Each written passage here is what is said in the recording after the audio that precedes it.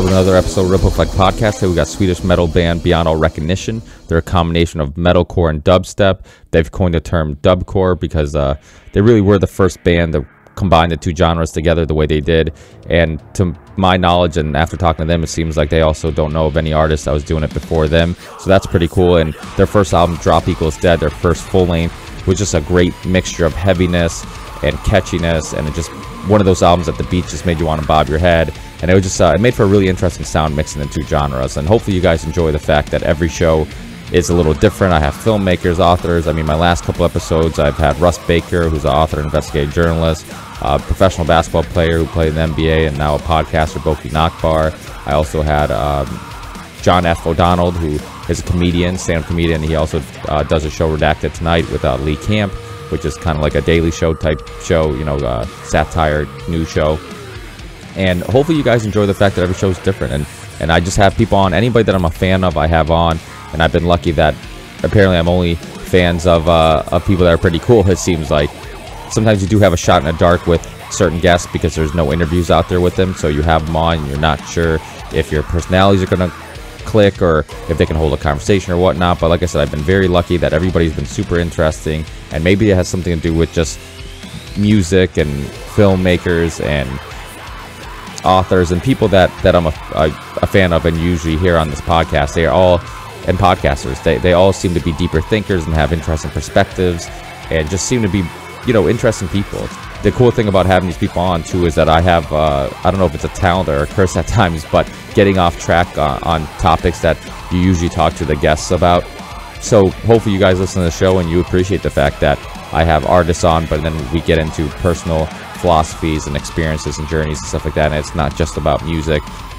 Or, you know, like this podcast, similar to like the Boki podcast, you know, I started off talking about their work, you know, in this case music, and in Boki's case it was basketball, but eventually we dove into a bunch of other stuff, and so it was just, it's fun to do that, and it's fun to get to know the people as people, and especially when they're from different parts of the world and different life experiences. So it's really awesome to live in this time and be able to connect with people so quickly, instantaneously across the world, and hear about their lifestyles and their cultures and things they like and dislike about their country and their journey, and vice versa, and kind of just bounce ideas off each other. So it really is a pleasure to do this. And also I'm playing Beyond All Recognition in the background, and if you like them, as you guys should know by now, I do a video version of each episode on our YouTube channel, RV36, and any artist that does, or guest that does call in via video Skype and not just audio Skype, you will see a side-by-side video interview that you can see on our YouTube channel. And in the show descriptions, I always put links to all our guests' podcasts or films, or in this case music, and Facebook and Twitter and all this stuff. So just easy way to kind of access the guests if you listen to the show and become a fan of their work. So definitely check that out. Remember to follow me on Twitter and all that stuff, and like us on Facebook and subscribe to us, and that way you can kind of keep up to date with upcoming shows. And also, if you have any suggestions, if you have any questions for upcoming guests, if you have any suggestions for guests, then hit me up, let me know. I'm open to ideas, and I love hearing from people. I've been very lucky that about everybody who's contacted me has been just to share their appreciation for the show, and hopefully that keeps up. And obviously anytime you put your work out there, your opinions or personality, there's going to be people who critique, and that's okay. I'd rather be the one being critiqued and actually trying to do something than the people who are just critiquing and not doing anything. So with that said, at the end of this podcast, you're going to hear Theory 6 song. It's going to be on the EP that I've been talking about for quite a bit now, but hopefully it'll be out very soon, so keep a lookout for it. And it's a great way to help the podcast. You get a song, and I get a little bit of money to help pay for storage and bandwidth and all those expenses that go into having a podcast. So look out for that, and it'll be a lower quality version of the song, and then a higher quality version will be on the EP. So and anytime you go on our YouTube channel and you see music videos, or you see music on Google Play or iTunes, any 36 music, it's always the higher quality version. It's just on the podcast to kind of keep the size of the file small and doesn't take up a lot of space on your phone, because most people who do listen to these listen to the podcast on their phone. So till the next podcast, peace.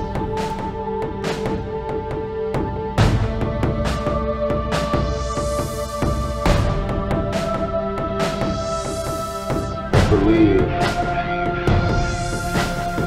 in the ripple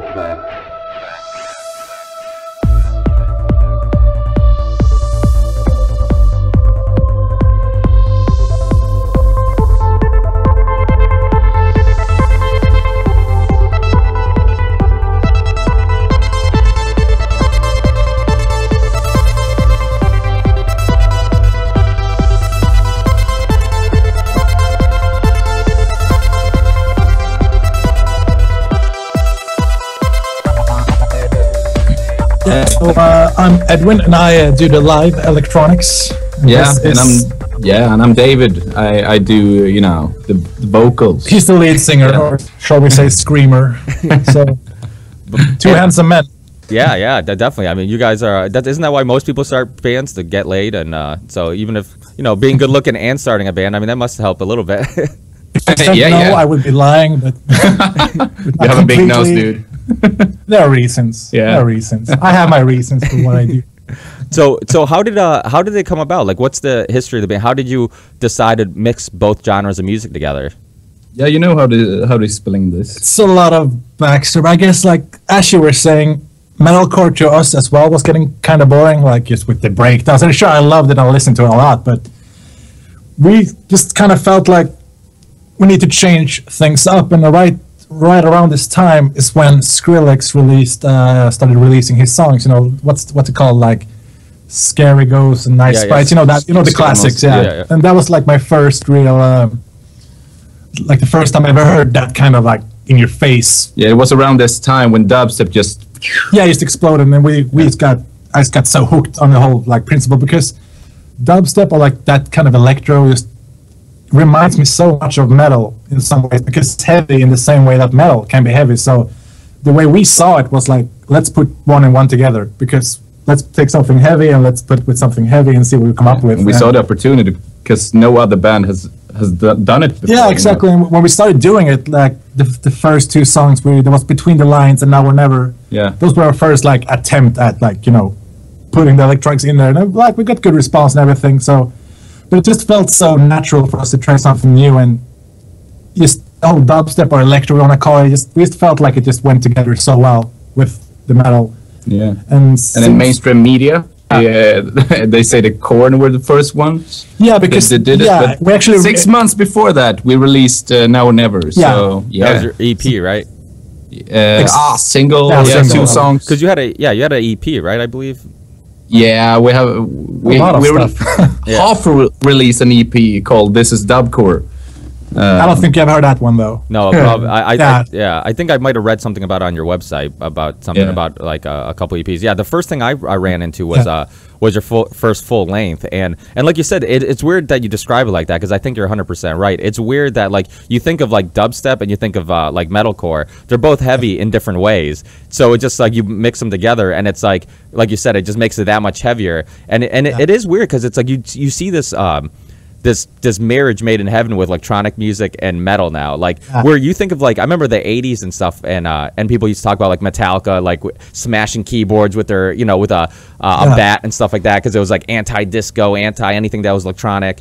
And now it's just like it's acceptable today, even though like I grew up with like bands like Fear Factory and bands that were doing it for a long time, and like you said, most things that become mainstream, there's already a band that was doing it before it became mainstream. There's some underground band that was doing it way before it became mainstream. So unfortunately, like some mainstream band will get all the credit when really somebody else is doing it before them, in the underground, and just didn't get that. So you guys, so you started mixing the two, and then you figured, hey, this is the route we're going down. And did you guys ever have any experience with doing like electronic music, or did you guys start off as a metal band then added electronic? Yeah, we started off as a metal band, basic with its clean choruses. It was you could say it was pretty much like a standard metalcore band. We had the clean singer, we had the screamer, and the basic lineup with like guitarists. It was pretty straightforward metalcore, I would say. Yeah. Like still our own touch to it, but still nothing special or something that would stand out. And as soon as we added like a couple of vowels and like some electronics, we like got in contact with Universal and like BMG, like shit started happening right away. So of course that was one of the like when we got all that attention, of course, that's where I was like, oh shit, this is working. We gotta keep on going with this, and that's basically what we're doing now. Just trying to evolve, always trying to get the next thing, but staying true to our original idea of just mixing it up, basically. Yeah. We actually named the genre dubcore. So that is pretty cool. We're the pioneers. Pioneers of dubcore. What would you call it? So other bands call themselves dubcore band right now, and we were sitting here in Sweden just let's call it dubcore, and all the labels just Was that something? Did you guys want to go to a label, or because like the nice thing about today? Because I also do some music too on that side, and I grew up being a musician and playing music and stuff.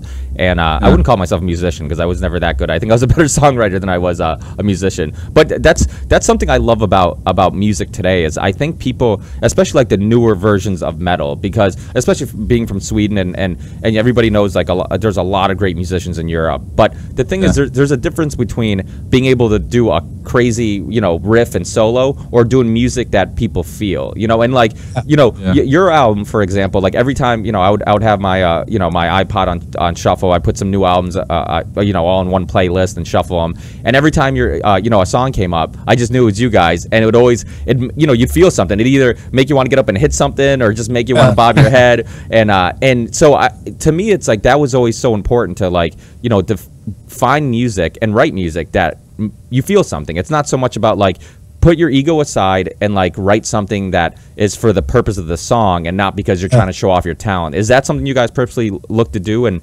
did you was there a certain sound or feel that you're trying to go? Because even the lyrics and stuff, that's something else I want to get into too. Is how the lyrics changed from the first album to now your two singles that are out now, Conspiracy and Illusions. And was there a question in what I just said? Basically, you're asking if the idea we were going for with Drop Dead was like if that was the actual sound we were going for. Was that the original idea? Is that what you mean? Yeah, like was there a purpose in there of trying to find? What did it just happen, that aggression, and or is that something you wanted to do? Actually, I would to say, be honest, let's be honest. Let's be honest. I was gonna lie, damn it. when the labels just threw themselves to us. They said, "Hey, can you release an album in 3 months?" We were like, "Oh fuck, we have like 2 songs. We need to write an album in 3 months." And that was pretty hardcore. Yeah, but we were pretty young as well. Like, how we're still young. 18, 19, yeah, we're still young. We're like 18 years old. How long was that? 18. Around that age. Yeah, around that age, and started writing the album. We just we need dubstep. Yeah, but despite, we had 3 months, and that was a really tight. Yeah, that's crazy. What do you call it? Time room, whatever. Yeah, but we quit our jobs. We actually quit our jobs when we found out we were working what do you call it when you call people trying to sell them and stuff? Call it? Whatever. Yeah. And so we quit that and just started hardcore writing songs. And although we only had 3 months, still you can like you're talking about, like you want to go up and punch someone and like you feel stuff. We wanted to. That's what we wanted to do, because we weren't really. That's what we wanted to do. Was it genuine? Were you guys sorry? Were you guys frustrated about the fact that they're trying to pop out an album so quick? Because usually, like the first full-length album for an artist, like a lot of times, I'm sure with a lot of bands you guys grew up listening to, like the first album is always one of the best, and that's because you almost have your whole life to write it, right? Because it's like some of these songs you've been writing since you were a kid, and maybe but you're playing all these shows, before you get signed, so you have all these songs that you really get to work on, and you guys had to throw one together in 3 months. Like, I have to say, man, that just made me like the album that much more, because it's like. But I was gonna say that I actually think that kind of stress actually worked in our favor. Yeah. Because we did spend a lot of the days in the week just writing songs, going to school, mandatory high school, and just keep on rocking. So it was very stressful, but we learned so much. Like now we're actually writing an album right now, and now we actually have the time on our side, so it's so nice to just chill and really. We actually wrote the last song in the studio. You have pre-prod songs and stuff like that. I think it was one. Yeah. It's lyrics, please song. We hadn't finished it. We're just like, this is the ground. This is the basics. I have no lyrics. Just talk to the producer and just write this fucking angry stuff. So I think one song on the album is quite shitty, but the rest is legit. That's what I think. Yeah. I'm gonna have to re-listen to it and try to find that song. Yeah. I'm not sure I know what song. We'll make you guess. You don't want to say it. Yeah, you probably don't want to say it. I'm pretty honest on the show. I say the same thing. I've had a one or two podcasts that have been quite shitty, either hungover or tired or whatever. So, honesty is a good thing. I think, we're all human. We all are capable of doing some shitty work, so. Yeah. But we're not too afraid to like say things like they are. So yeah, that one. But I think that's what people when you see interviews with bands or you get to meet them, there is something like you want to be a fan of that artist after you meet them and you realize how cool guys they are. I've met like Motionless in White. I had Rao Reynolds from Enter Shikari on the show, and you meet these artists at shows and stuff like that, and like when you really connect with them and you like, holy shit, this guy's a cool dude and he really appreciates the fans and he really cares about his music. Like that just makes you want to go out and buy their merchandise and represent their the band and stuff like that. And I think that's a big part of it. And I know you guys toured with some bands. Any band that really like you're like, wow, these guys really took us under their wing and really like because obviously, like you said, you were young, and I'm sure you started touring. You were still young. Was there any bands that really were super cool to you guys? And I would say, like, because everything, in a way, everything happened so fast once people noted our new, like, genre of dubstep. Like, right away, we got a tour with, the first one was with a German band called We Buttered It With Butter. Yeah, they're awesome. Yeah. Oh, you know it. Yeah. They're a fucking badass band that not a lot of people in the States know about. And oh, you have no idea. Oh, well, yeah. Sorry, I do have an idea. That's another band that's been like mixing electronic and metal for a while. And the cool thing about them is they kind of like your album, your full length, they kind of break the rules of how a song structure should be written, because you never know where the song's gonna go. It goes from like heavy to like acoustic guitar to real heavy and trance, and then it's like you never and every song is different and has its own identity. And I love bands like that, like Devil Wears Prada, and it's funny because I don't know, you guys listen to Joe Rogan podcast ever? Yeah. Oh, yeah, every day. Yeah. I do. I have a lot of the same guests on because he was like one of my inspirations to start this show. And I remember hearing the episode where Everlast, the guy who plays guitar and sings, he I think I know what you're talking about. Yeah. Well, he was on the Joe Rogan podcast, and he was talking about doing a show in, I believe, Europe. And he's like, so his manager booked him, and he's like, he's about to go on stage, and this band's playing before him, and he's like, I don't know what the band's name was. It was like We Butter Our Bread With Butter or something like that. And Joe Rogan starts laughing, and he's like, maybe I'm wrong, I don't know. And I'm like, no, that's really their name. And then he's like, but dude, they were fucking nasty. They killed it. And he was saying this, and I'm like, it was funny because knowing who they are, and I'm like, even somebody who doesn't listen to metal, if you see a band like that live, like you have to be a fan of the energy and and then he started saying how he went on stage playing acoustic guitar. He's like, these metalheads are gonna kill me, they're gonna rip me apart. He's like, I'm calling my manager, I'm like, didn't you check fucking who I was playing with? He's like, these guys are gonna kill me. And then he I guess he goes on stage and he's like, oh, all the goth kids just grab the girls and listen to me play my acoustic guitar, and he's like, he's like, dude, everybody was real cool. And I think that's kind of the thing that people don't realize about metalheads. It's like a lot of people who listen to one type of genre of music, they're mostly open-minded to other types of music too. It doesn't mean that just because you listen to something really heavy, you don't listen to to other stuff. When you guys were growing up, or you're still pretty young, but what inspired your sound, or what inspired your metal genre and your electronic music genre? Was there some artists that really stuck out? I would say there's so many, because we are such different people with different backgrounds and different, like, I don't even know where to begin. Yeah, we have so much.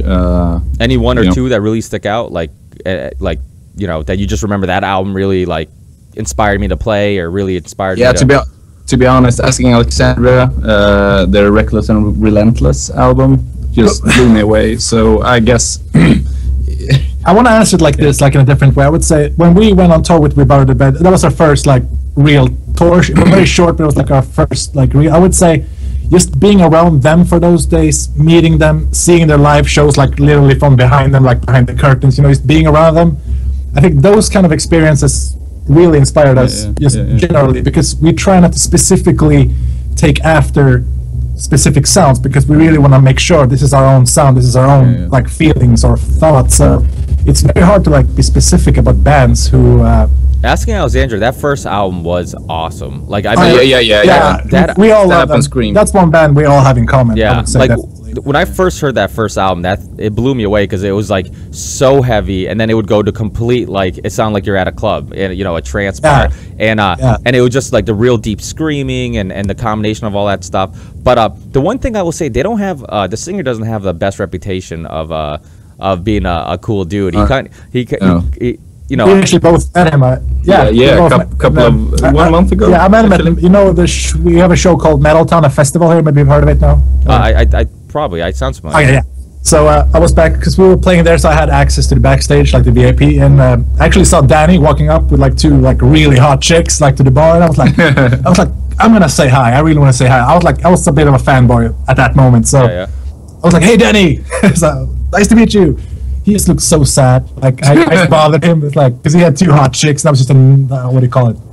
He seemed annoyed by me, but still was so cool to say hi. But I want to say I understand him, but I don't know. That's a hard one too. Yeah. They played in Stockholm just like a month ago. Yeah, that's when you met him. Yeah. We sat at O'Leary's drinking a beer, and recently Danny just walked in, and I just fuck, there's Danny, and my girlfriend was there, and was I need to take a picture with him. Yeah. No, he was so glad to take a picture with my girl. She's pretty hot. But when I came up and hey Danny, can I also take a picture? He was like, yeah, okay, dude. He was like, I'll do it, but then you're gonna fuck off. Yeah. He was excited when it was a girl, you know. But we don't know him, so we can't say anything about him. I don't. He's fucking awesome. Either way, we love him.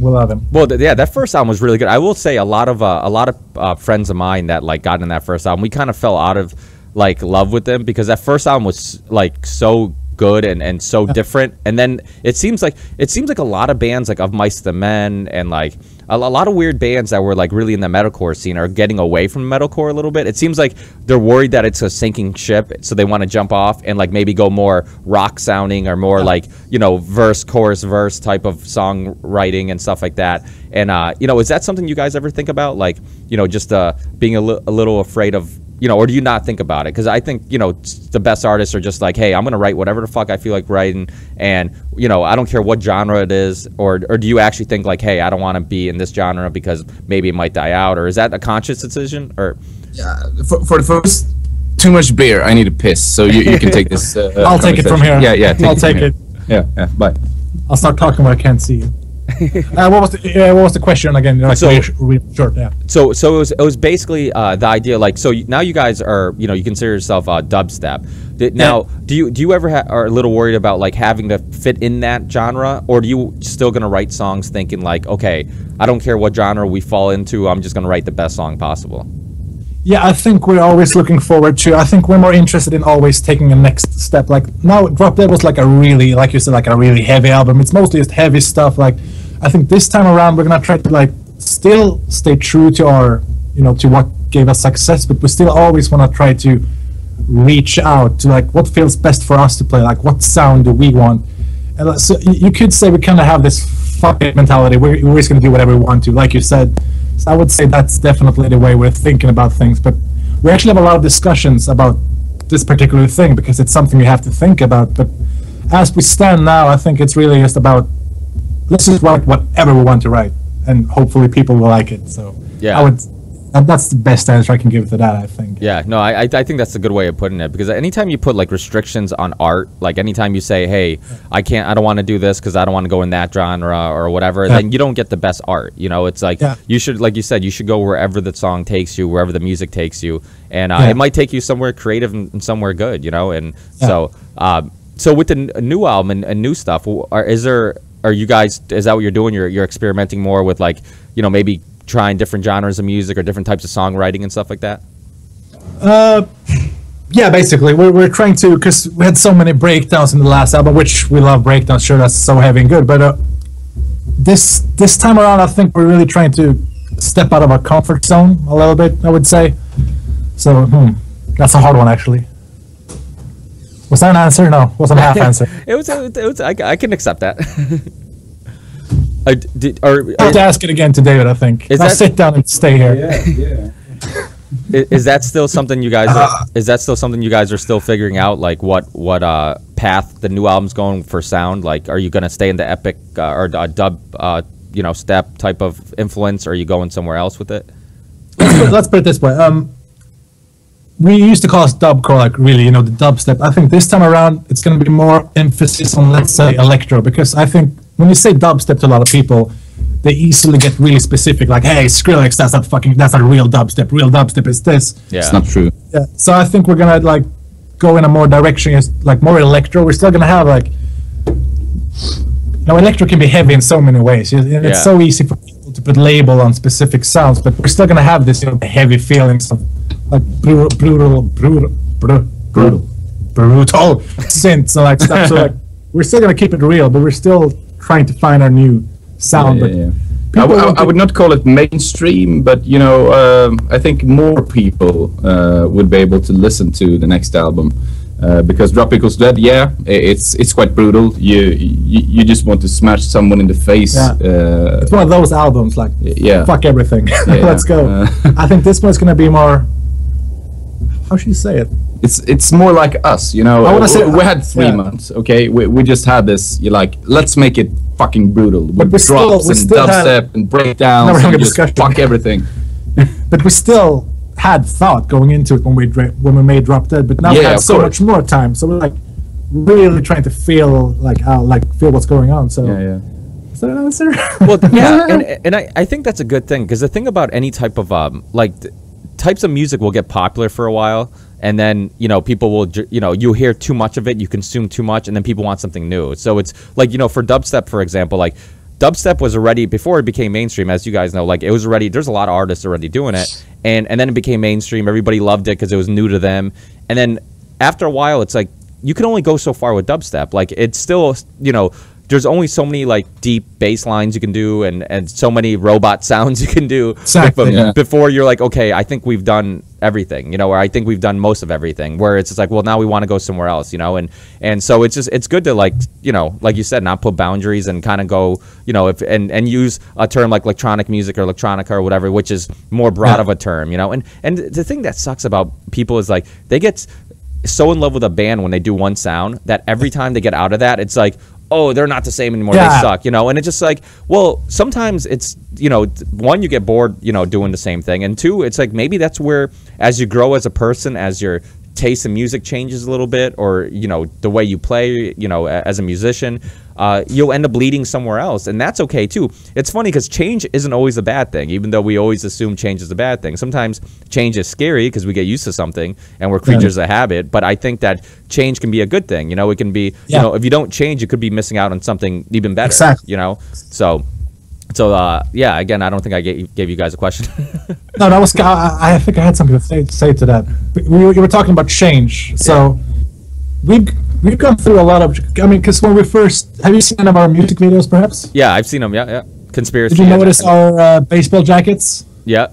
We all had matching, so that was the thing when we released characters. We're like, we're going to have jackets. We're going to look sexy. Oh, yeah, your older music videos, Yeah, it was funny because that video was released on Napalm Records, which was the first label we got signed to.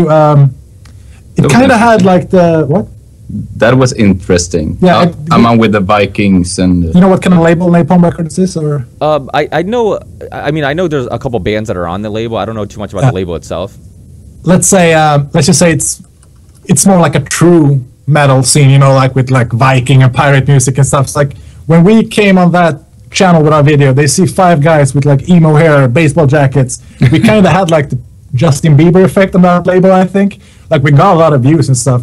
But we got so much like negative feedback and so much good feedback. Dislikes and stuff. But still, I think that actually worked out for the first week. I remember the meter. It was all red because so many dislikes. And then just it spread. Yeah. And then just it was all green again. And we stood by it though. We're like, okay, so people are always going to have a problem. It's kind of like saying fuck you to a lot of people because like we're doing our music. This is what we're bringing to the table. They signed us for a reason because they believe in us, whatever.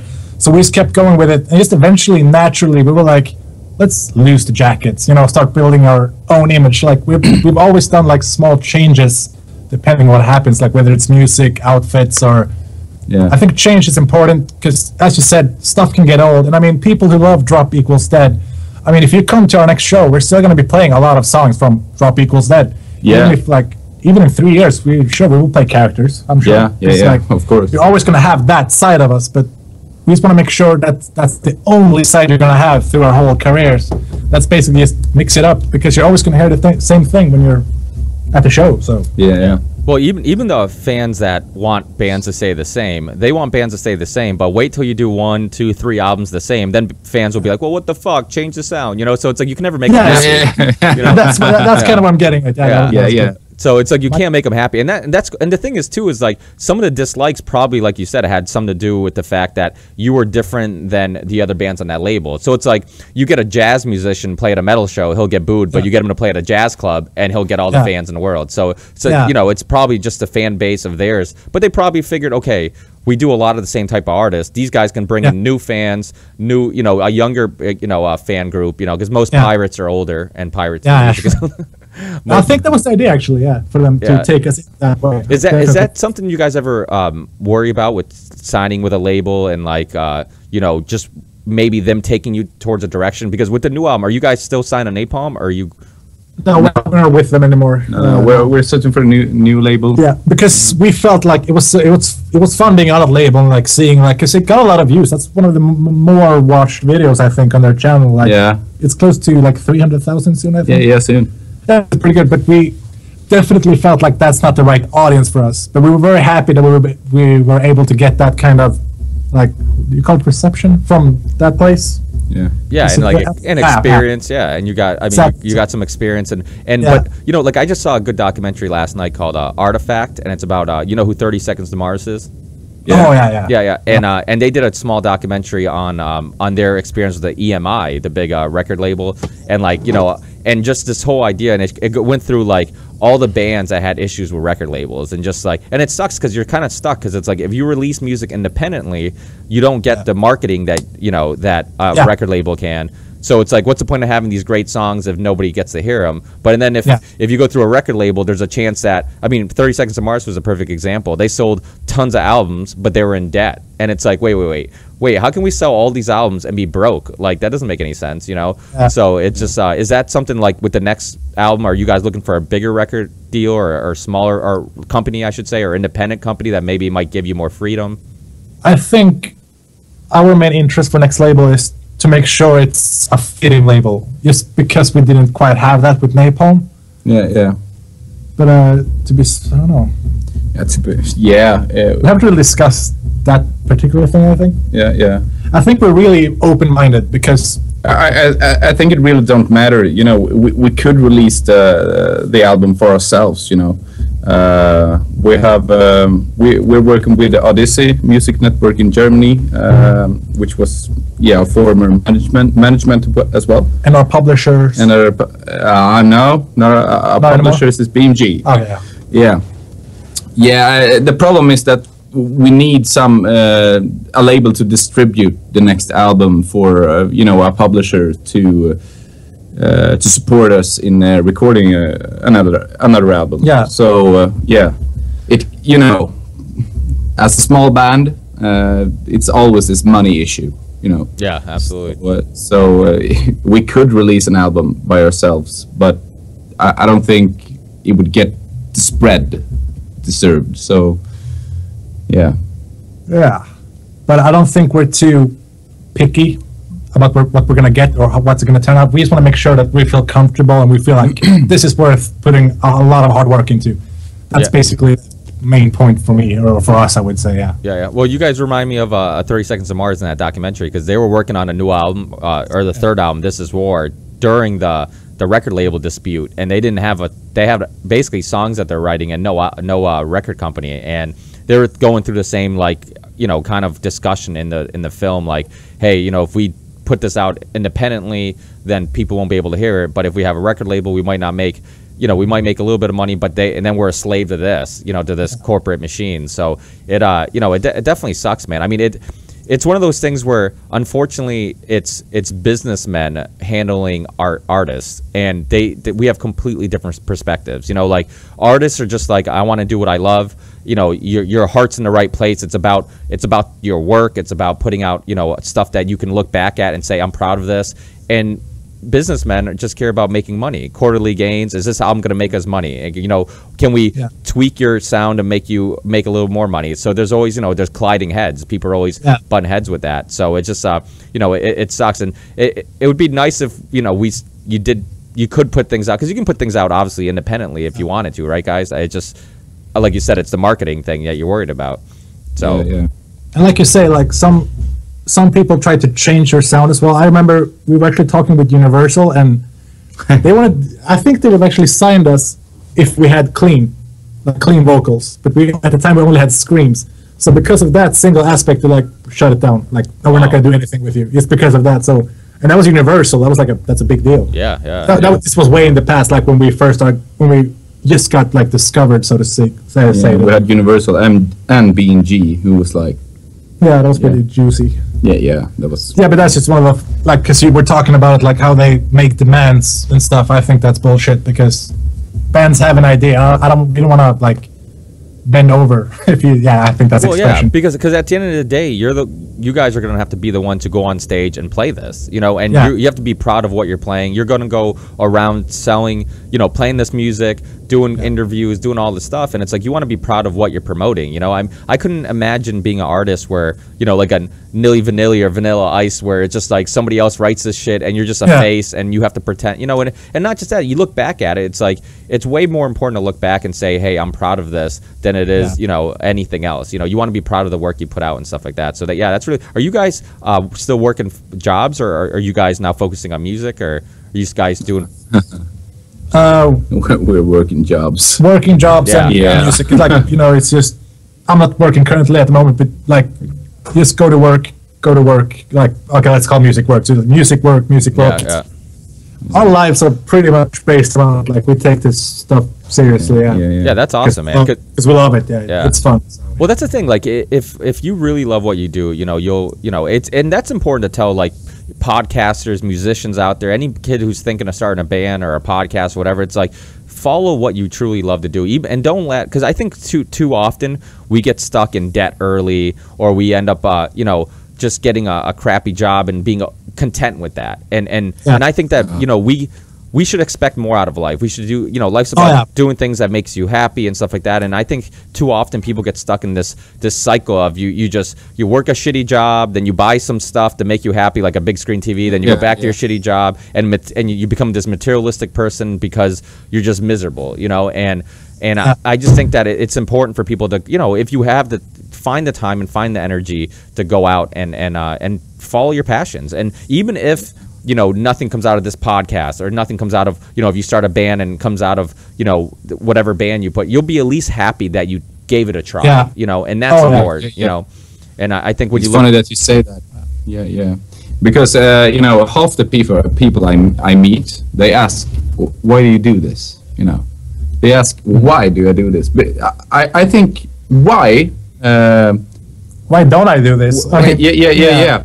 But they don't know the you know, the brotherhood we have, we share in the band, and you know, I don't think they will ever know how it is to, you know, go out touring and you know, just feel freedom. Like you said, you know, the most people just put themselves in debt, and you know, they're like trapped. They go to work, they shit, they eat, and they sleep, repeat. All around. Repeat.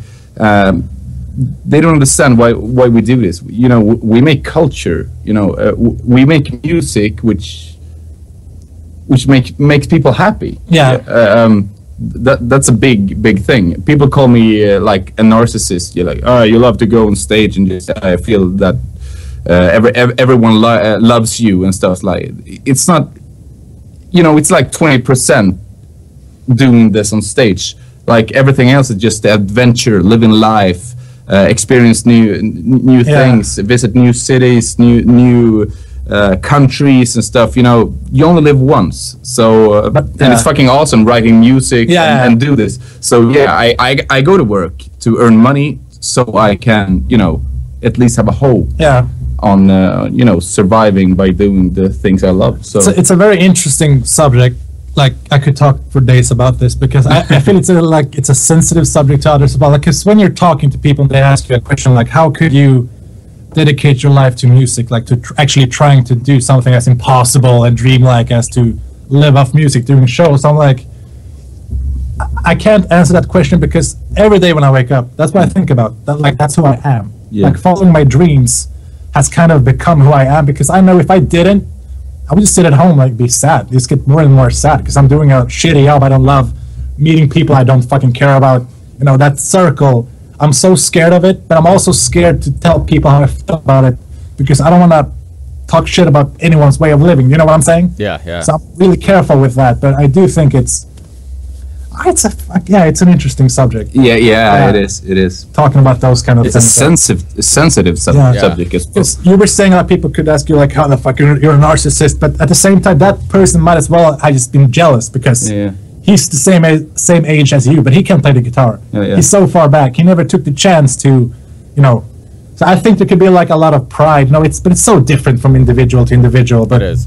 But I think that's an important point, because I think that, you know, like you said, why don't you do it? Like, this goes back to a deeper question of like, what's the meaning of life? Why are we here? Like, if we're it's like we're taught to believe, and this, you know, I have this guy, this author and a professor coming on Wednesday on the show, Thaddeus Russell, and he wrote the book called The Renegade History of the United States, and he talks a lot about how the Puritan values that like the America still has, and like we were taught that, you know, a job is a good thing, no matter what. It doesn't matter if it's a shitty job, doesn't matter if it's a fulfilling job, doesn't matter if it makes you happy, if it sucks, you know, all the life energy and everything out of you, and then you die, like, but that's a good thing. And it's just like, he argues that, no, that's not a good, and it's the same thing I say on the show all the time. It's like, no, humans are capable of so much more. Like, you know, you look at like music, songs that give you goosebumps, to movies that touch you, to art that makes you think, you know, paintings, like that's all beauty created by humans. And it's like, to me, that's way more important than, you know, but we're convinced that like this noble life, like it's like if you just pay your bills and then put food on the table for your kids, then you're a good person, that's it. And it's like, I think we're capable of so much more, and to think that people get, you know, same thing with my, you know, I have friends when I started this podcast, they're like, oh, are you going to make any money? I'm like, I don't know, but I'm like, I don't care, because to me, it's like, it's not that important. It's way more important to do something that I'm passionate about and meet people and learn things, and life's about experiences and going through things, and to me, that's way more important. And I think that, you know, that's why I love like the two new songs, because I think it seems like you guys are going down the route of like, you know, Enter Shikari or Architects, or even like a band I just learned recently, Hacktivist, which is a band from the UK that, and like these bands that are kind of hitting on more important topics than just personal stuff, but like the big picture and like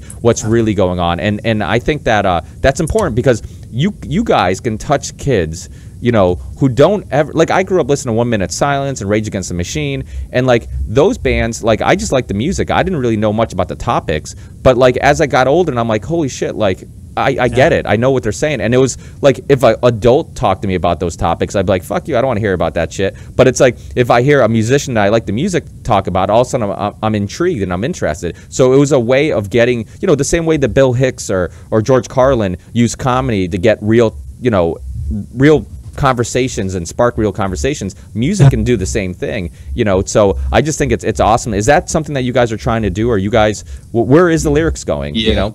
Yeah. We always try to have a thought with what we're doing. And it's the stuff we sing about is stuff from our personal lives in some cases. Yeah, the problem with me, I have many deep thoughts, you know.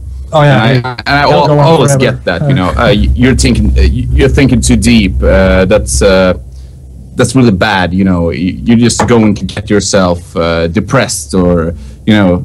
Because you think about I don't think that. You know, I feel happy. I feel happy to just have the capability to think deep and just write these lyrics and try to make something of this world, you know. And also, we were talking about this whole, you know, going to work, go to sleep, like this whole process. And when the only thing you have in your spare time is music, like all that energy, all this like fuck this life thoughts goes into the music, and I think that translates quite well into some songs, definitely. So it's definitely genuine. Yeah, I forgot what the question was. I think I answered it.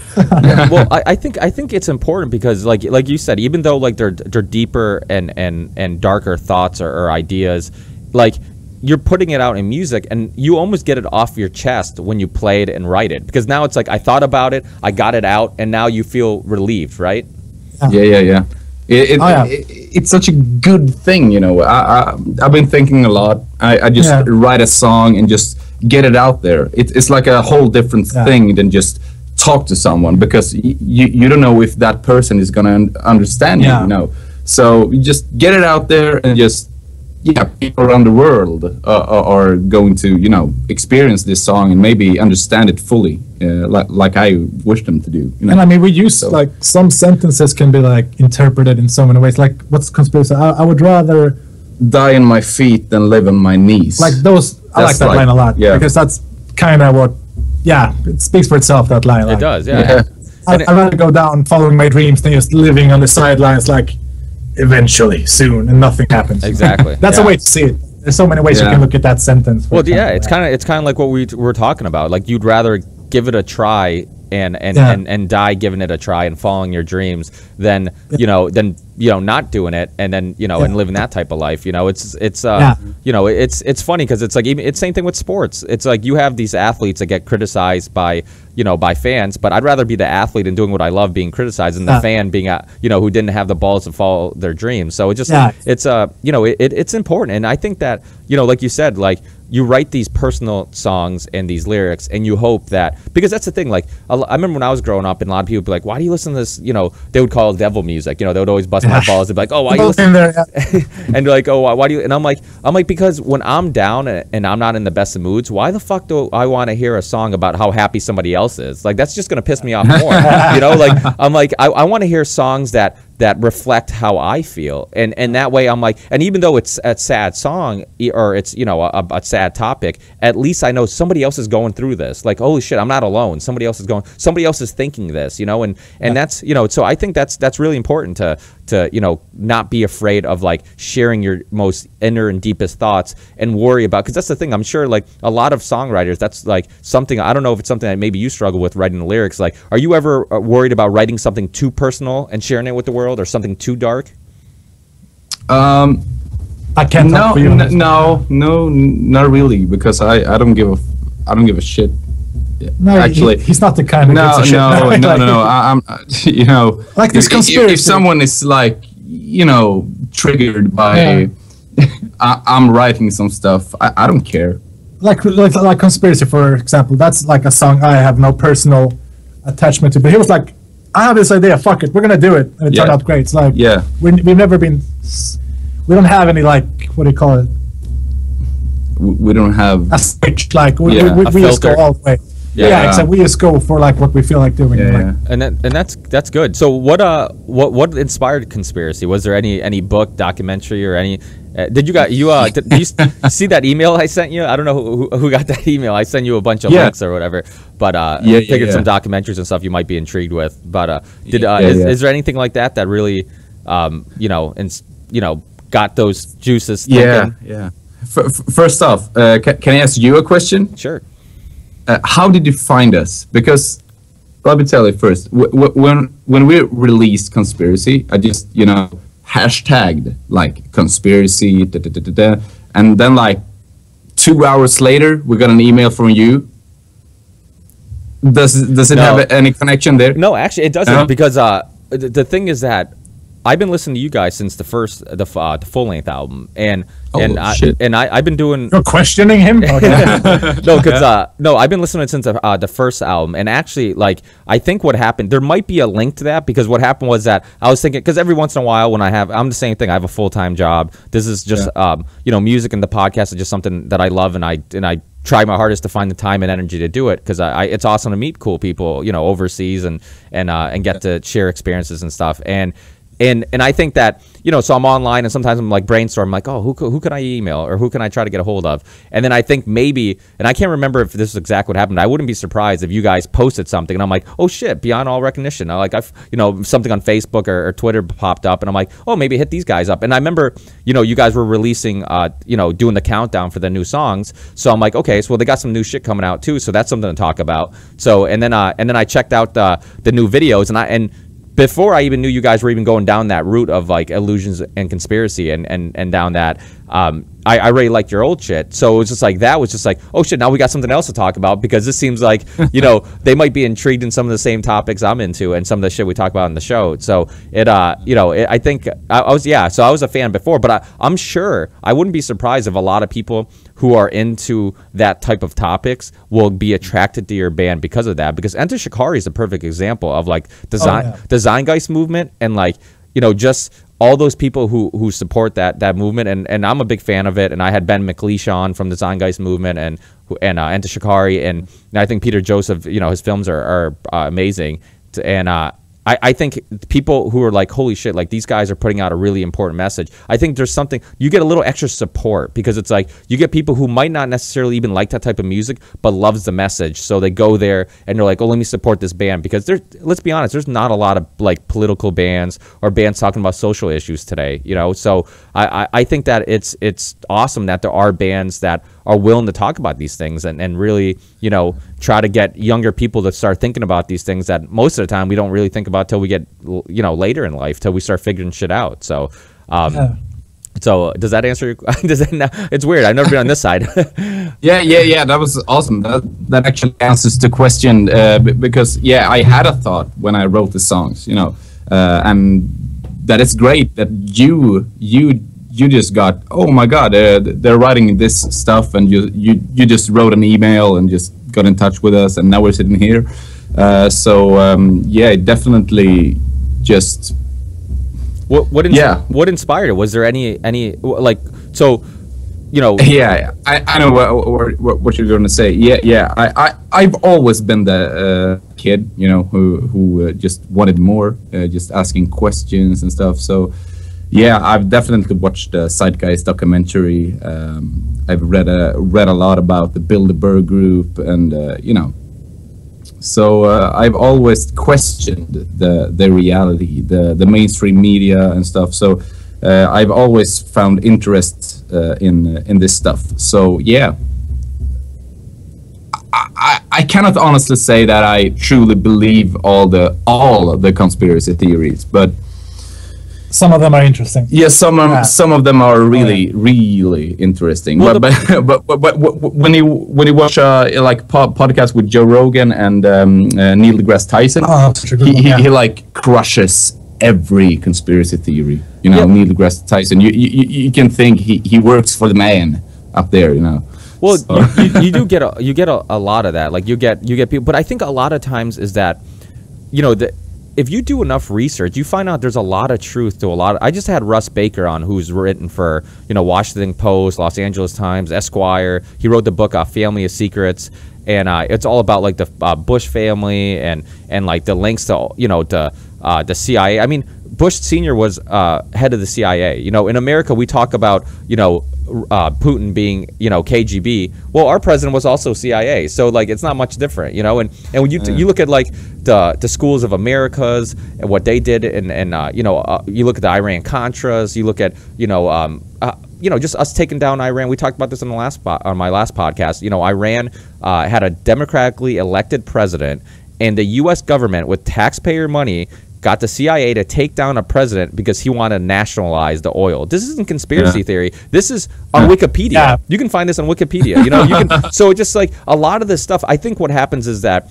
you know, we tend to not want to believe that stuff that happened a long time ago can happen today. But, you know, usually it is happening. I mean, you look at, it's obvious that our country wanted to go to Syria. We decided that, you know, the American people are like, no, why are we going to Syria? We're already in 2 wars. No, we're done. And then, you know, 3 months later, he's like, oh, they televise some beheadings, and then these beheadings piss everybody off, and they're like, now we can go to Syria, you know, and bomb people. So it's just like, you realize, like, you know, for example, look at the Iraq War. Everybody knows, including people overseas, my family in Portugal, you know, France, wherever, like, everybody's like, yeah, that was a giant fuck up.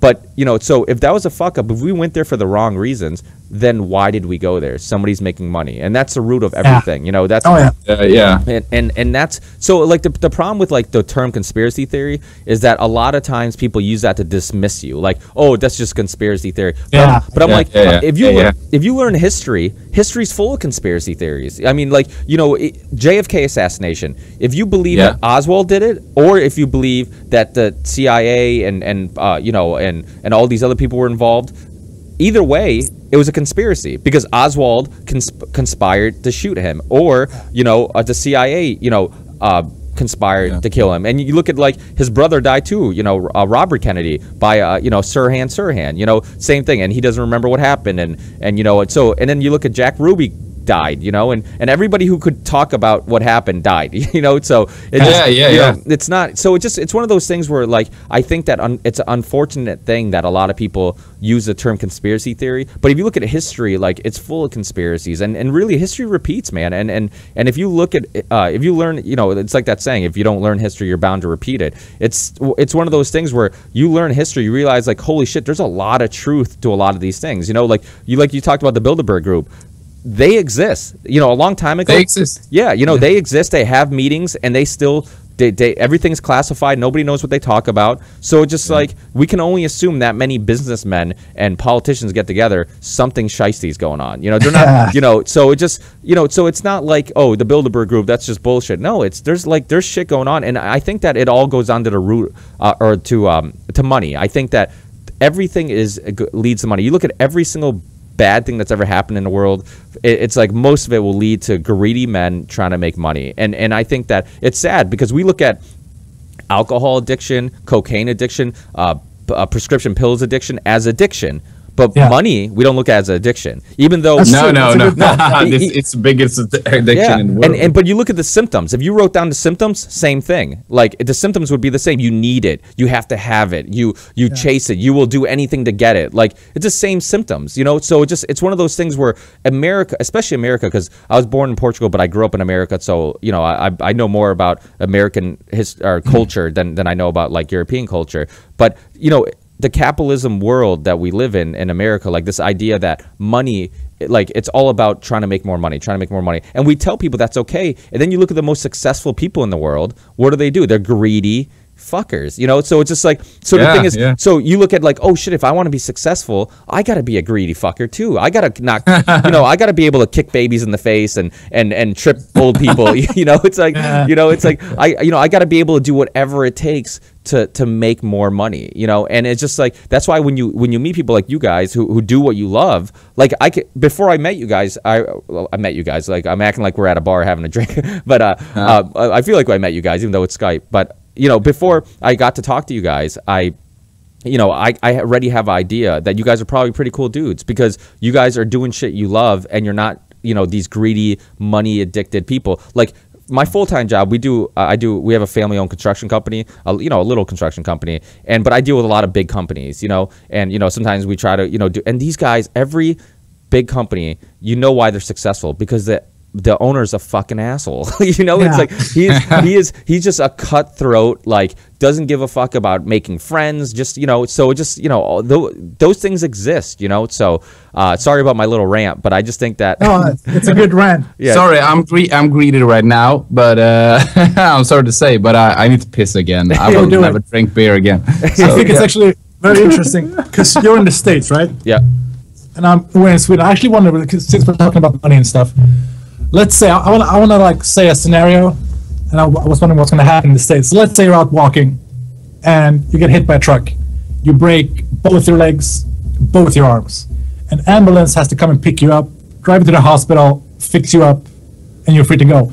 How much would that cost in the U.S.? That whole procedure for a person? Well, I know the ambulance is very expensive, because I've had a call to the ambulance at the gym once. I was working out, and I dislocated my shoulder, and and the ambulance came, and I don't know if it was like $1,000 or like it's so insane, or $1,200 or something. It was a lot of money, and that's just for the trip from the gym to. They didn't give me any drugs. They didn't do anything. They just basically, you know, put me in the back of the ambulance and drove me there. And it's like a really expensive cab. Yeah, exactly. Okay, yeah, you know, so it's not like I got any medical help or anything like that, you know. So it is expensive, and you know, our medical system sucks here, and I don't know what. Do you guys have universal healthcare in Sweden? Well, let's put it this way. I got a disease called cluster headaches, and for that I have to buy like shots and like some pills and stuff.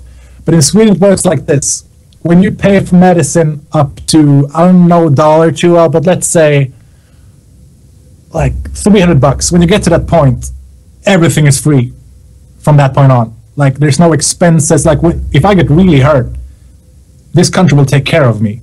And I get the feeling it's not the same way in the States. That's why I want to take the opportunity to ask that, because I get the feeling it's very much more cold over there when it comes to stuff like this. Well, there's like the free healthcare and stuff like that. Yeah, there's definitely a line drawn in the middle. You get like you know, some people who believe, you know, that's socialism and that's blah blah blah and all that stuff. And let's be honest, most people use these terms without ever even knowing what the fuck they mean. Like you know, they don't know what socialism is or you know, communism or whatever. They just use these terms, and like the media will drill these words in you and say this is bad, this is bad. But guess what? Like our mail we get at the house, you know, we have a mailman that puts, that's socialism. That's a socialism idea because the state pays for that, or you know. So it's one of those things where there is a difference between, there are some people who believe in, you know, hey, we should help the weakest link, and then there's other people who believe, oh no, we should have a free market and everybody should, you know, just work, and if you work hard and blah blah blah, you know. But the thing is, usually the truth lays somewhere in the middle. You know, it's neither left or right or black or white. You know, it's some gray area, and I think that, you know, we have to find some happy medium, because right now we do have this issue where our healthcare sucks, our roads suck. You know, I mean, you come to America and you think like,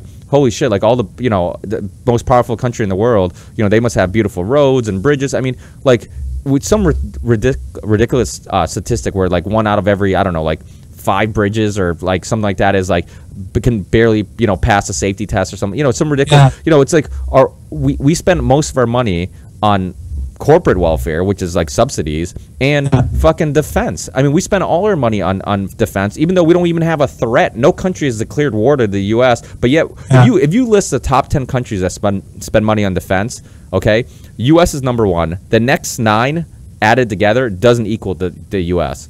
The next 9, and that includes China, Russia, and big fucking countries. So like that's insane. Like who we, you know. But the thing is that this goes back to money, where you have these politicians that either work for big, you know, have worked with big military companies or oil companies or whatever, and everybody's hand is in somebody else's pocket, you know. And it's just like you get a guy who used to work for Pfizer Medicine, you know, the drug company, and now is head of the FDA, and then you get this guy who used to work for the FDA who now works for Pfizer Medicine. You know, it's like there's this revolving door of everybody's, you know, and then who gets fucked? The little guy. And our income equality in the U.S. is some of the worst in the world. It's like, it's ridiculous. And you know, the price of everything is going up. Nobody's making more money, and all that money is funneling up to the top, and they just keep getting richer and richer. And something's going to happen, because let's be honest, you can't continue to cut jobs. You can't continue to squeeze everything you can out of the barely existing middle class, and not, you know, if we don't have money, we're the ones who are going to spend money on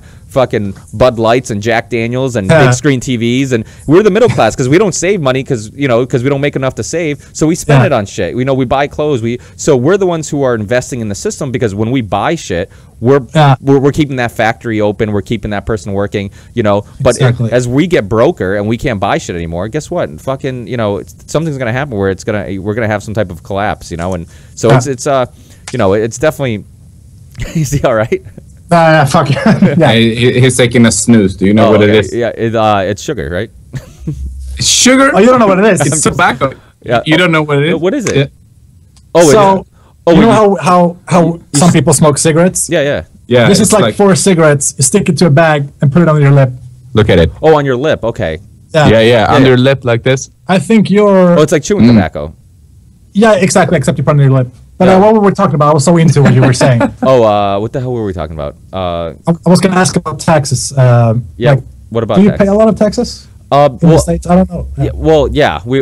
We every state's different. Like, you know, every state has different taxes and different rules, but we definitely get taxed way too much. Period. And a story everywhere. I mean, if you're even our small business company, like we get taxed a lot. Anytime we make a little bit of money, we get taxed everything, and it just like you have like a percent or. It's like a specific percent for like I know corporate tax right now is a little high, but the thing is that, see, this is the problem. If you ask somebody who lives in America, they'll be like, yeah, corporate tax is high.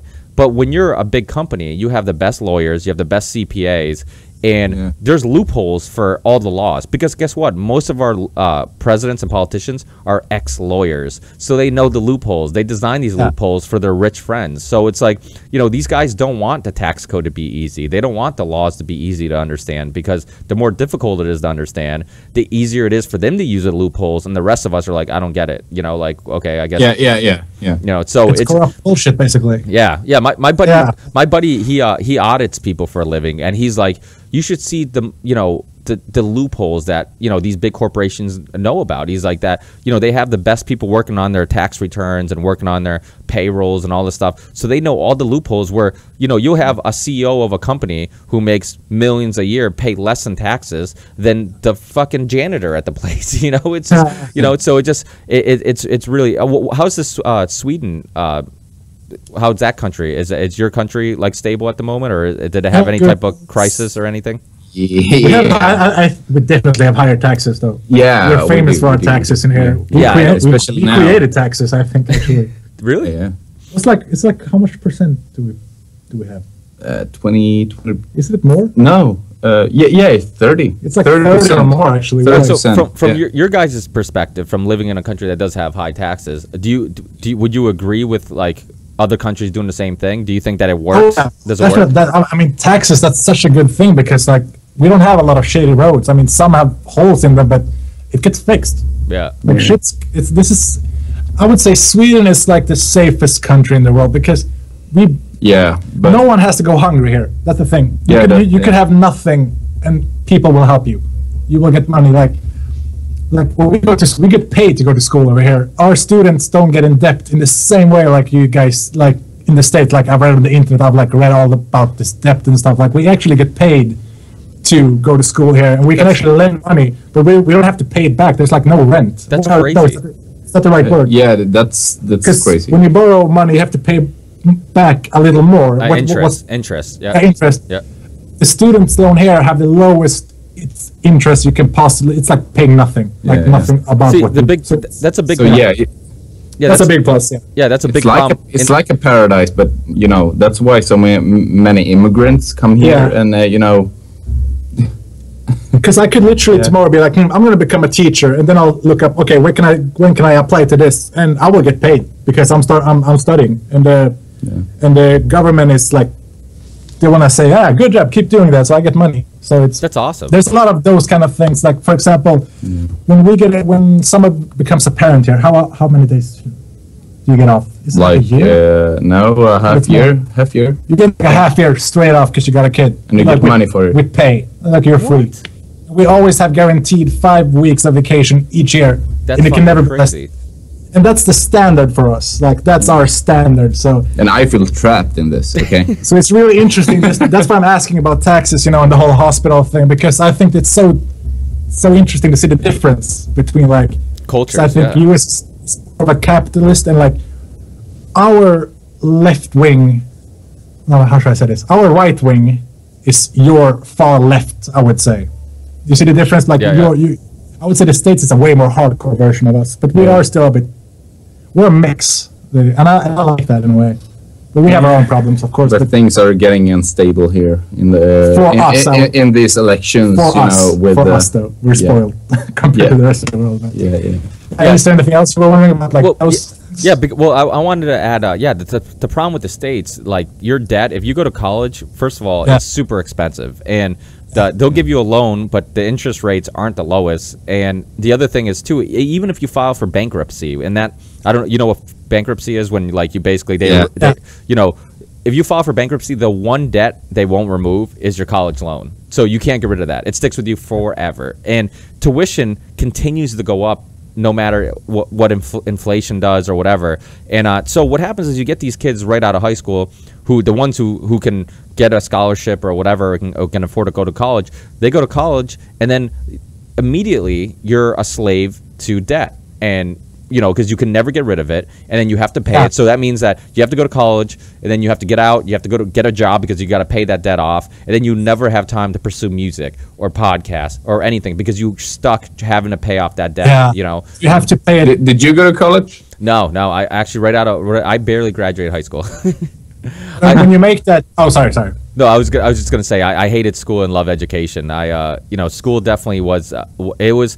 When I was in school, I thought that school was one of those things where I'm just like, I guess I don't like learning, But after I got out of school, I'm like, holy shit, I love learning. They didn't know how to connect with the kids. They didn't know how to make the information interesting, because I realized it wasn't me, like the schools would say it was me. It's not the teachers doing anything wrong. But if you try to get a kid to just sit there and memorize names and dates, I'm probably like you, Dave, where you question a lot of things. So just like, well, why should I memorize this? Why do I need to know this? And nobody would answer those questions for me. So I got uninterested. I'm like, well, if you're not going to answer these questions for me, if you're not going to tell me why this is important, I'm just not going to memorize it. That's it, And so it was just one of those things where I started playing music. I started, doing other stuff, and I just didn't care about school. And then after I got out of school, I'm like, dude, I love information. I love, learning stuff. Information is great. Yeah. You sound like me on that. Yeah, that's a lot like the way I think. I felt about school. Yeah, that's fucking awesome, and that's a great thing about podcasts. I can lie in bed. My girlfriend next to me is just like snoring. Where is this? And I just lie in there, listen to a podcast and just getting information. I'm just getting smarter. That's how we like to learn. That is good. Yeah. That is so good. But I like that information is great. I like that you said memorize instead of learning, because essentially, like when I learned about, let's say they taught me something about World War I, I wasn't like, I'm not taking this information into my brain and remembering. I'm just memorizing it. Take it on the test. Next week, I had no idea what I memorized. It's like you're not learning; you're just getting by. Well, I think that's the problem with school. You were saying like teachers, if they can't connect, you have a problem. Because I lived in Switzerland for a year, and I went to a private school called Zurich International School, and there we had like this really high-paid professional teachers. And oh my God, my history teacher, he got me so involved somehow. He just had this social, like, I kind of look up to him. I was like, I want to learn about Japanese war or whatever. Yeah. You felt that it mattered, Because I could tell he wanted to teach me. That's so important. Yeah. Then when I moved back here because I wanted to go on with music and I wanted to be with these guys. So it's just a completely different thing when you have a teacher who's not motivated. Because if they're not motivated, why the fuck am I going to sit here and, as an 18, 17-year-old guy, all I thought about was chicks when I was that age. It's like... Maybe you can see we have the guys behind the window. Yeah. We're actually in the studio right now, just making some pre-prods to our next album. So, our brotherhood is tight. Everyone's here. So the whole band is here. We're sitting in the drum recording room and just doing this podcast, and they're just writing some stuff. I think what you said is important. Like, why does it matter? When somebody's teaching you history, why does it matter? If somebody told me in high school that, hey, if Hitler won World War II, we'd all be speaking German right now, and you would not know any other language, I'd be like, holy fuck, I'm paying attention now. It's all about how you do it. Yeah, but nobody says that. So it's just like you said, like, why does it matter? And I had this basketball player, Boki Nakbar, on. He plays for Barcelona, and he played in the NBA for some years.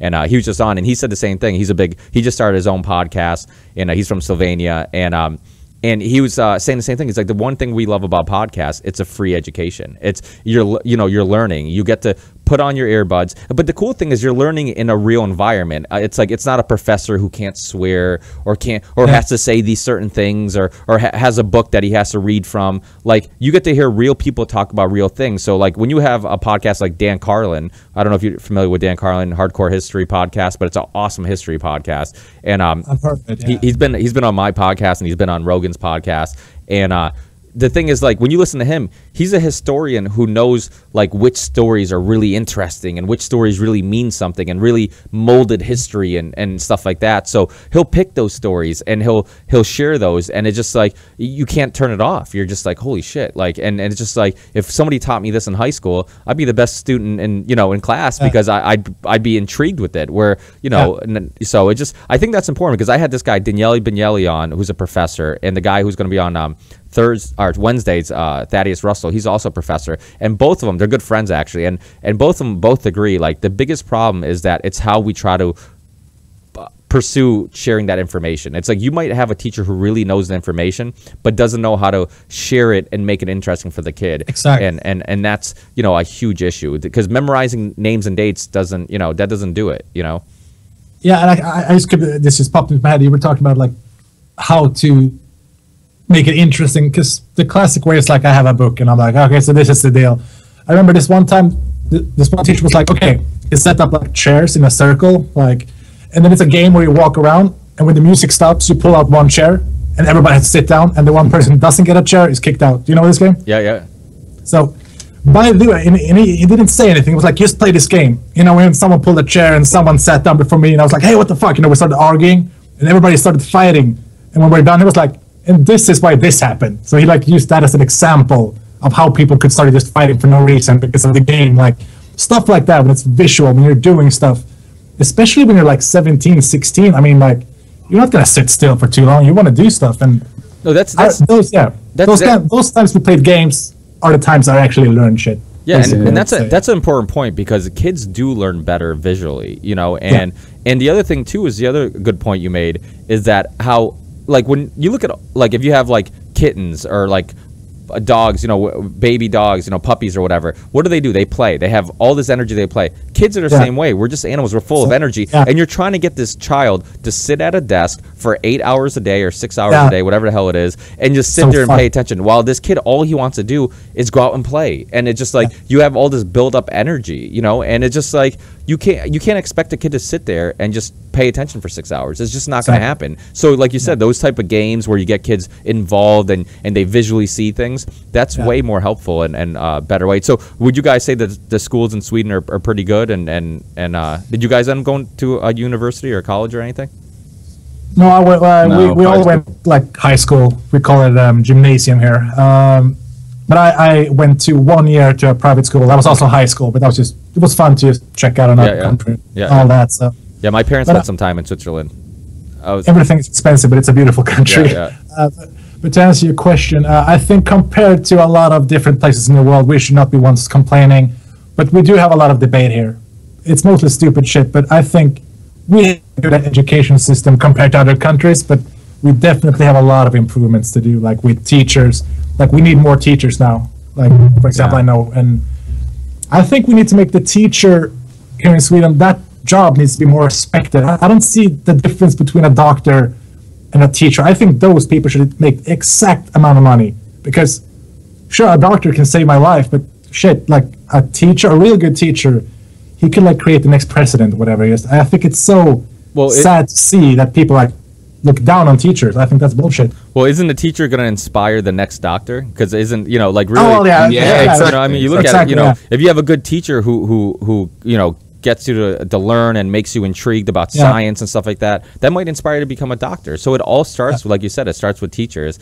And it's true, because even here in America, a public school teacher, like, we have public schools, they're not known as very good jobs, because they don't pay that well. If you are in a public school in a city, like I live in Massachusetts, so like if you're a public school teacher in like Springfield or Boston, or or even I'm close to Hartford,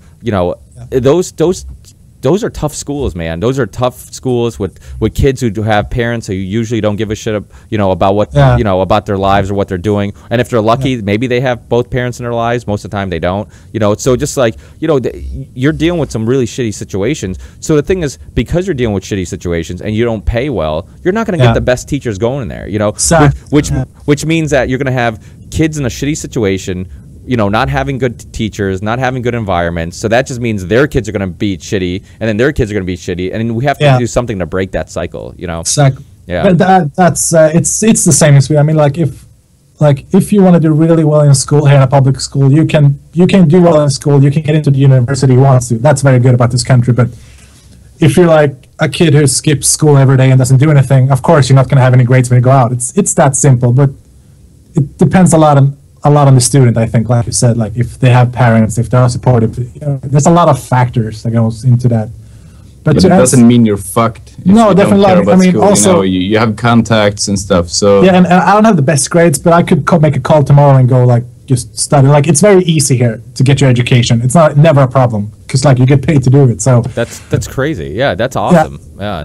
I can't remember how much you get paid, but people live off studying. I know that for a fact. Yeah. They can't buy a Porsche or anything, but they can definitely pay the rent, buy food, go out drinking sometimes. I don't know. You can live a life by studying. Yeah. And you're not fucked for life. That's the best thing, I think. Yeah. Look, that's the thing about the Zeitgeist movement that's so interesting to me, because I think that it reminds you, like, because the thing is, people in America believe that the world has to be the way that we have it here. Like, this is the only system that works. And then people in Sweden, obviously, you have a different system, and it works there too. And no system is perfect. Like we all have to fix things, but we all have to be willing to try different things. And the Zeitgeist movement is interesting to me because they say, hey, we're taught to believe this is the way society has to be, but it doesn't have to be this way, and we should rethink everything and really start from scratch and try to figure out what's the best way of doing things. And guess what? Like, if the best way of doing this is a little bit of a socialist idea, then that's okay. And if doing, this, because let's be honest, like most people, they use these terms, like I said before, like they use these terms, they don't even know what the fuck they mean. It's like, oh, communism is bad, socialism is bad, this is bad. And I'm like, well, I could share a idea with you and not tell you which ideology it is, and you might be like, oh, that's a good idea, and I'm like, you know what, that's socialism. And you're like, oh, really? And I'm like, yeah, see, it's just a word that turns you off,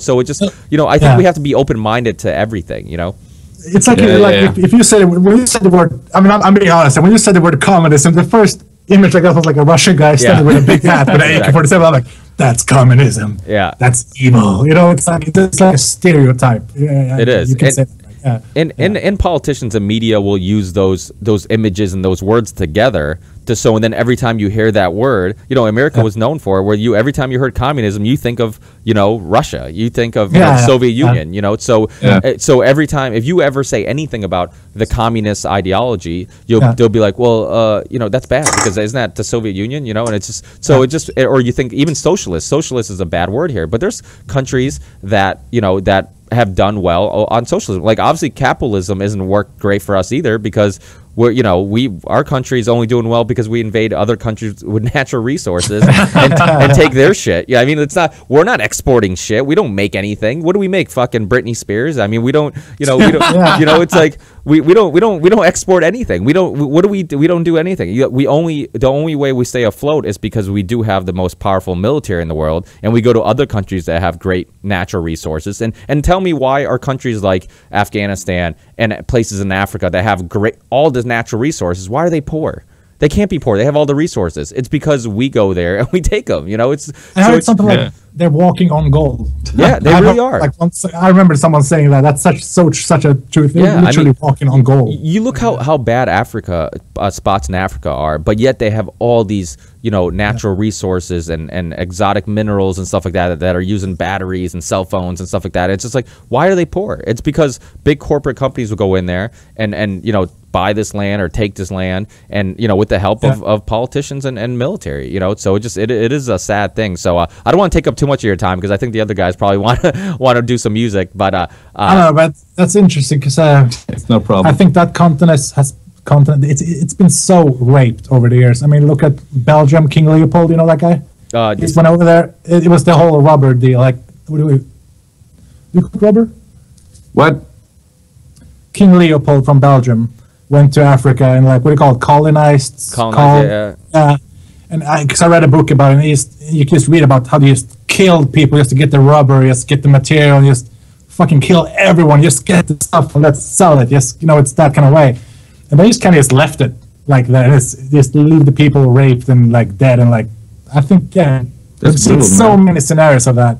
Oh yeah, I mean you see that with the United Fruit Company in the U.S. We did that in Guatemala. We went there and we they wanted to nationalize the fruits and farms there. So we went there with the CIA and we took down their their president. So it just this stuff happens all over the world. And the thing is, the U.S. and I don't know how it's Sweden mainstream media is, but the U.S.'s media isn't that much different than North Korea. Like everybody who's in this bubble, we don't know what the fuck happens in overseas. We don't know. Like we have 3 major news stations: MSNBC, Fox News, and CNN, and it's all propaganda. It's literally all like it's not a conversation like we're having right now. It's like this is what you can say, this is what you can't say, this is how you're gonna tell the story. This is and it's just like, so people are just, and a lot of times it sucks because we talked about this in the beginning of the show. A lot of times most of us have full-time jobs, so we have to get home, we mow the lawn, take out the trash, do your adult stuff. Then you sit on the couch,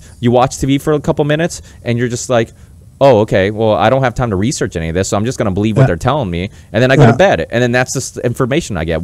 People don't have time to research and read and learn stuff, so it just, so it's easy to brainwash people, and it's very easy. And I can say, easy. As someone from Sweden, because I see a lot of clips on the internet, like of, CNN, Fox. To me, as a European living here, that shit seems so obviously fake, like, everything looks fake, everything feels fake. I mean, like the chicks, like the girls or like the women on the show, all have like visible skin, like short skirts. It's so fake. That's not news. That's like, but that's not relevant. I think let's have some news here. But I totally get what you're saying. It's no, that's a huge thing. I think Fox News does a great job of like just selling one idea. Like a lot of times people will just, they will find information that backs their ideas. So it's just like they never go say, oh, okay, I believe this. Let me go look for a debate, the other side of the argument. Like people will just go find something to defend their point of views already,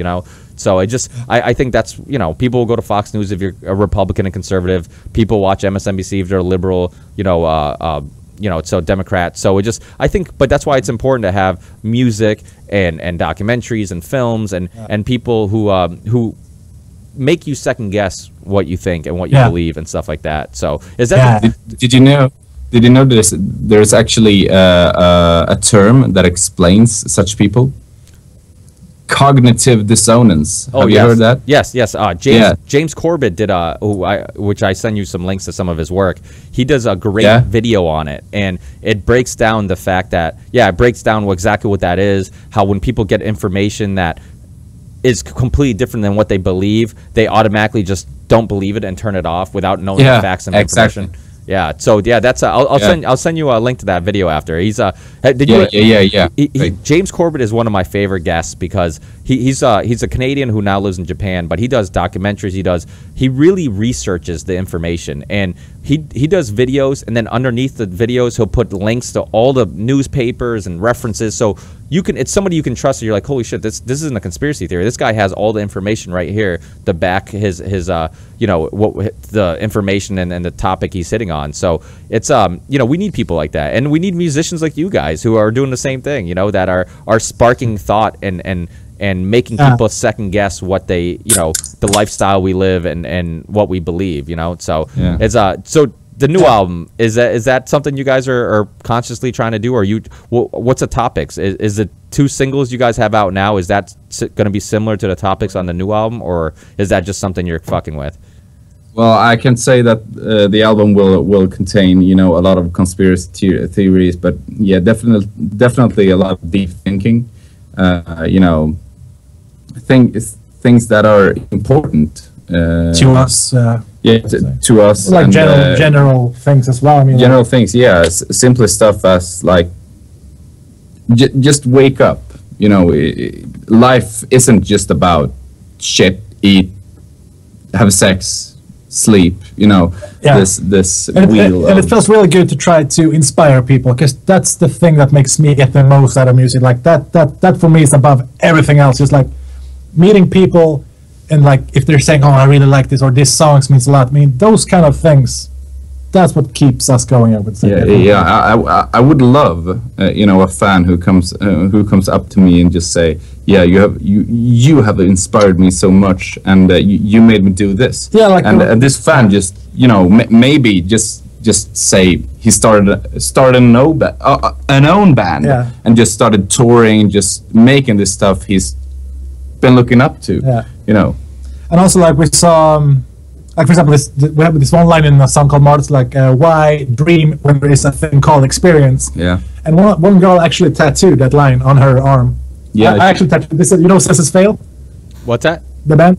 Oh, the band Senses Fail?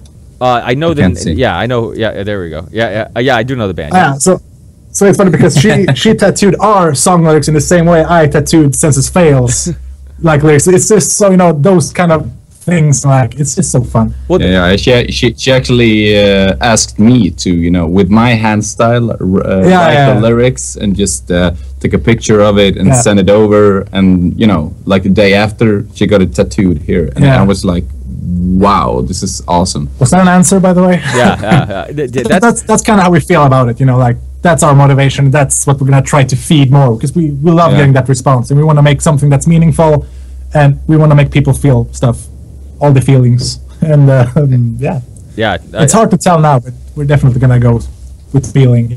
Yeah, that's awesome, man. It's awesome because there is a lot of, like, you're talking about, like, Viking music, you know, like, I grew up listening, one of the first metal bands I got into was Iron Maiden, and I love, you know, I love their lyrics, but a lot of them are metaphors, but there's a lot of bands out there who just sing about, like, wars and dragons, and I'm like, what the fuck are you singing about? Like, I don't get it, you know. And then and to me, I was never that attracted to that, you know, because it was just like I wanted something that I could relate to, something that touched me and moved me, you know.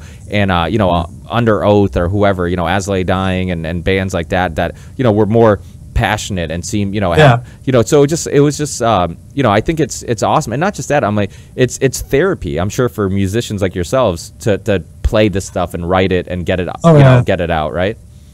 I would be so depressed if I didn't. I don't know if I would have been alive if I didn't have music. Like, honestly, this is such a crucial part to my, like, sanity in a way. Yeah, definitely. Oh yeah. Yeah, we definitely have a song on the album who's you know, it's not, you know, serious. Have you played the video game Skyrim?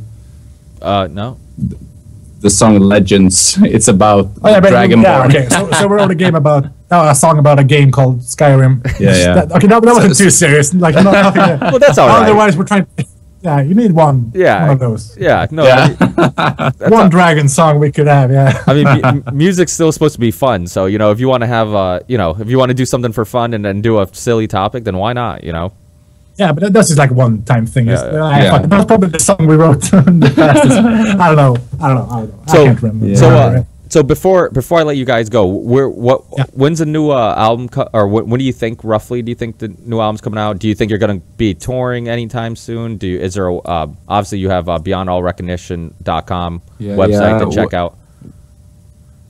Yeah. Should I take it? Yeah. Okay, so we're going on tour next month. Actually, we're going from like when do we leave? 9th of December till like the 16th. Yeah, and we're playing like 6 or 5 shows in like Italy and Germany. So we're definitely do some shows. It's not in Germany. Are you fucking stupid? We had one show in Germany though. Yeah, one show. Yeah, one show in Germany, but 4 in Italy. Okay, yeah, actually. Okay. And we're gonna keep on, you know, doing more shows. And like we're currently writing our album as we speak. Actually, we don't have a release there or anything, but I would say roughly next year. Yeah, next year. After summer sometime, I would say. Like, hopefully before next winter. In best case scenario, before summer, but yeah, that's like a dream, you know. We need this publishers and stuff, so yeah, probably 2015. And yeah, maybe September. Let's just say we're taking our time like really slow for a reason, because we want to make sure that this shit hits hard, definitely. And this is some serious shit though. And you can find us on, you know, just search for Beyond All Recognition on Facebook. You'll find us. We also have a website, right? Yeah. What's the beyondallrecognition.net? Yeah, www. And what I do is on most people download podcasts, but I also put a YouTube video version of the episodes on my YouTube channel if people want to check it out. So if anybody who's listening, if you go under the video episode on YouTube, you can see I'll put all the links to all your stuff, your Twitter account, Facebook, website, and all that stuff. And do you guys have any more singles that are coming out? Because right now you have 2 singles that are available to buy. And then are you guys working on maybe releasing any other new stuff anytime soon, or are you going to wait for the album? Well, maybe stuff, you know, like teasers or like stuff. I don't think I'm not too sure we're gonna make like a full release of a brand new song before we release the album. I think this single was kind of to what do people think about this, and then we start working. Like, you know what I mean? Like, just put it out there, see what people think. Yes, go for it. So I think right now we're going for it. I think this Evolution single is the last single before the next album. Definitely. Actually, so it's 95% sure, I would say. Yeah. 95. Maybe we'll just we'll maybe release a cover song or something, but we'll see. Yeah. Well, thanks guys so much for being on. I mean, I really appreciate the conversation. It's awesome to meet other cool people on the other side of the world, and thanks so much, man. I know you guys are obviously working on music and stuff, so I appreciate taking time out of your day to be with me and talk.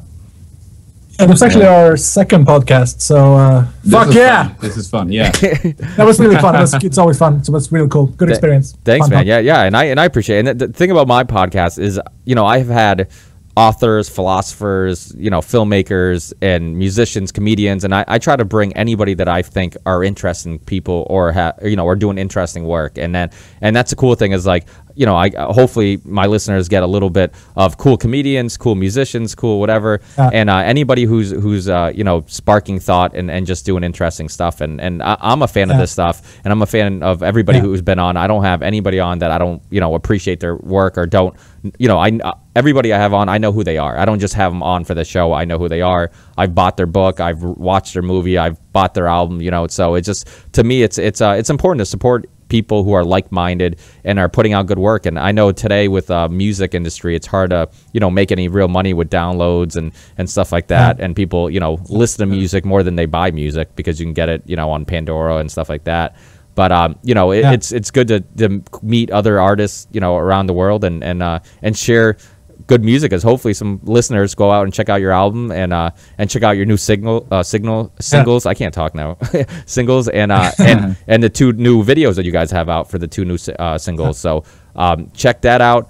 Thanks again, guys. I really appreciate it, and best of luck. I truly I'm gonna be keeping up with you guys. So nice. I like that.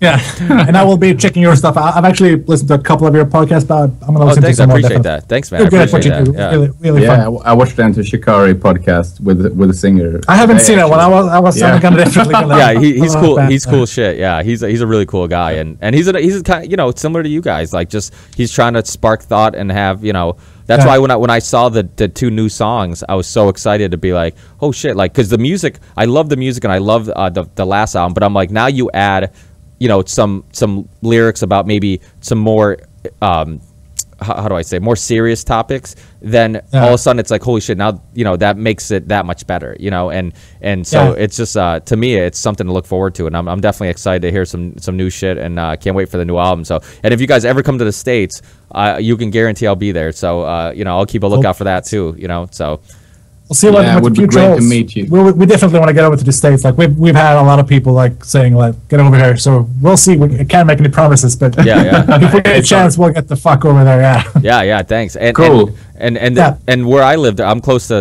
there's the Palladium in Worcester and the Webster in Hartford. So there's a lot of bands play there. So it's like I'm close to, and I'll go to Boston or whatever. So I'm a good location to go to shows because I'm kind of close to a bunch of venues. So if you guys are ever here, we'll definitely have to do some partying and drinking after the show. Yeah, of course. Cheers, man. We're above 21 now, so we can drink over there. I just spilled my beer all over me. What's the drinking age in Sweden? 13. Really? What? No, it's oh, fuck, of course I'm fucking kidding. Okay, it's 14. It was 18 to go to pubs, to go to clubs, and it's 20 to actually go buy. Oh, okay. But in Switzerland, when I was in Switzerland, it was 16 to buy beer. That's pretty sick. And cigarettes. Nice one, but he's getting too drunk, so we're gonna. Okay, hey, thanks, guys. Hey, that was really fun. Yeah. Hey, thanks, man. I really appreciate it. Keep in touch, guys. Yeah, thank you. Thank Bye. you. Hey, good luck. See ya. Hit up.